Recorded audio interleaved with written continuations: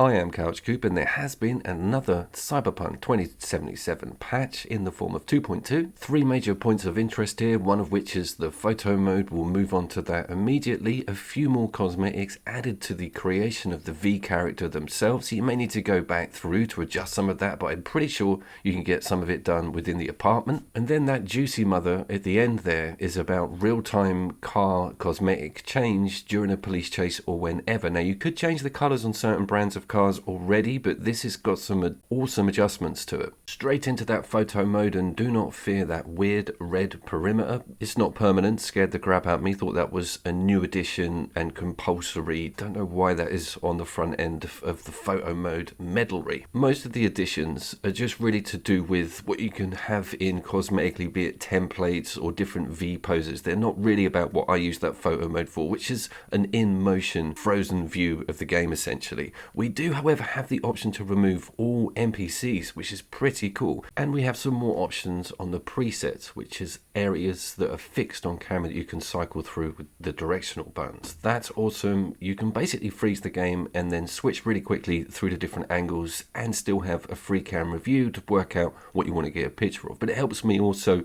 with different locations within a chosen area. My God, I've nearly bored myself talking about that for that amount of time. Now look at these censored billboards still in my version of the game because it was running from what the machine thinks is the Middle East. Yeah, massive censorship all over the game. No one talks about it. Far more interesting stuff with Veilguard's transgender menus. Talking of interesting stuff, look at this RT. The whole thing is captured on the quality mode of this game, and I'm so impressed with how smooth it all is and how much bounce we see on those reflections. And maybe not on the resolution with the adverts.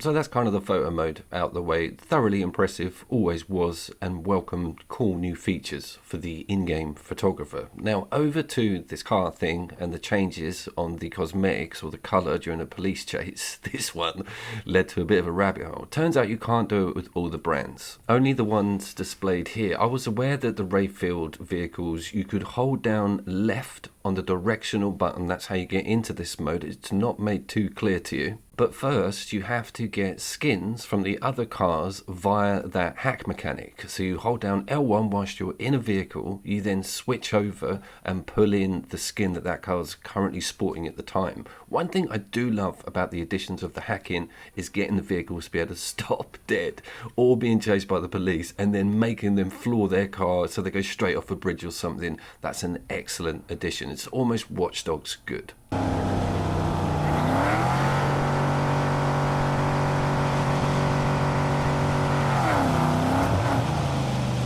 Most of the other car liveries are pretty standard, but you will see some really outlandish ones. There's some really cool blues and pinks with a lot of smaller hatchbacks. There's some quite loud liveries out there in Pacifica, to be fair. But it's just standard stuff when you get into the centre of the town. But it's cool to look out for something jazzy.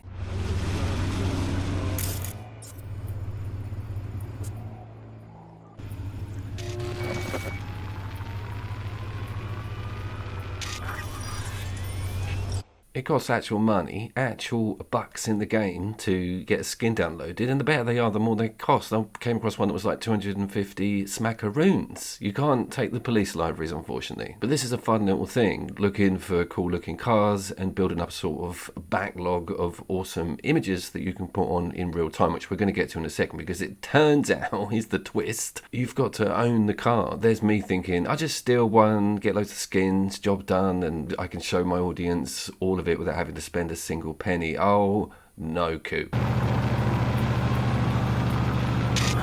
Most of the standard cars are now available at terminals. They're listed through the map and you just rock up with your money and purchase whatever you can. Now, I'm going in here with 48 grand and I'm thinking I'm going to have the lion's share of choice here with what we've got going on. Holy crap, I was lucky to even walk away with something 4 wheels.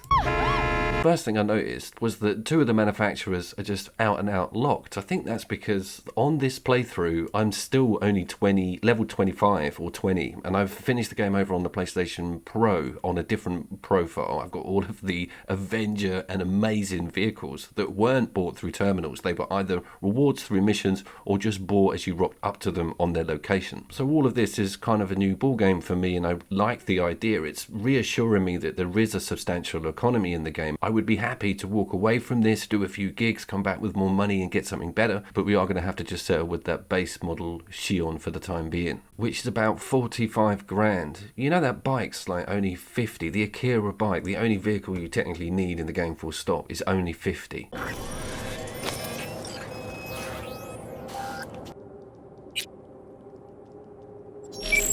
Anyways, after wincing for about 15 minutes from that loss, I call in the car and you just basically can rock up. You've already got the skins from your previous collection. They're just applicable now, and the hold down left actually works. You don't have to be chased by the police. You can do it any time, at any point.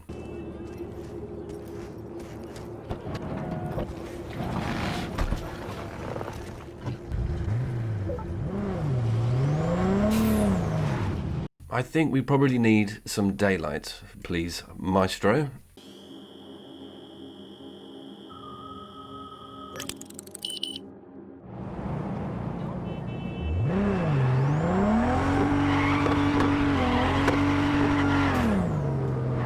That dramatic change with the day-night in this game is one of the best in any open world. It just, the whole setting is just completely changed through that direct light. It's unbelievable. But let's have a look at that cool shimmering predator-like switch-over animation, which I don't get bored of. I think there's octagons, are they? Hexagons. I didn't count the sides.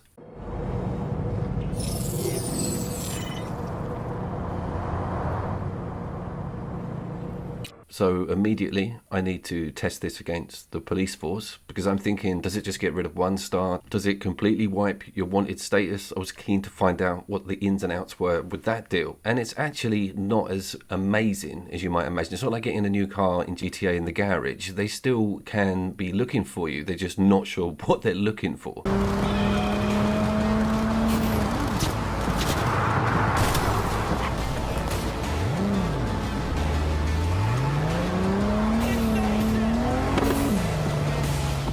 All units be advised. Suspect remains in the vicinity.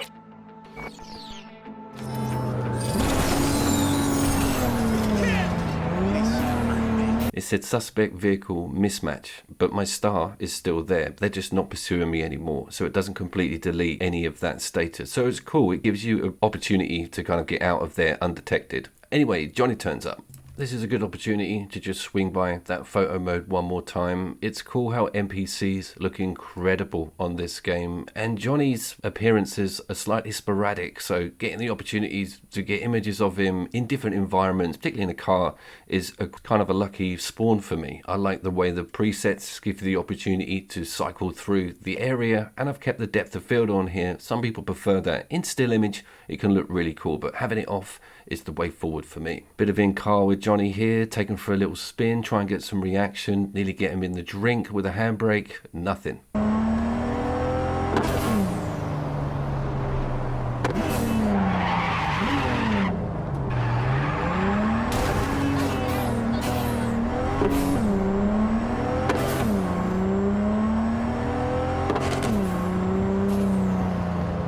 Can you do one of your famous donuts with Johnny in the car and put the Predator skin change mode on? Yes, you can. It diffuses the throttle, unfortunately, and you have to start the whole donut again. But it is a thing. I recently put together a Ghost in the Shell remix song to some Cyberpunk footage. I will link that. That was a lot of fun to make and shows off some pretty cool photo motion modes within the game itself. I will see you down there.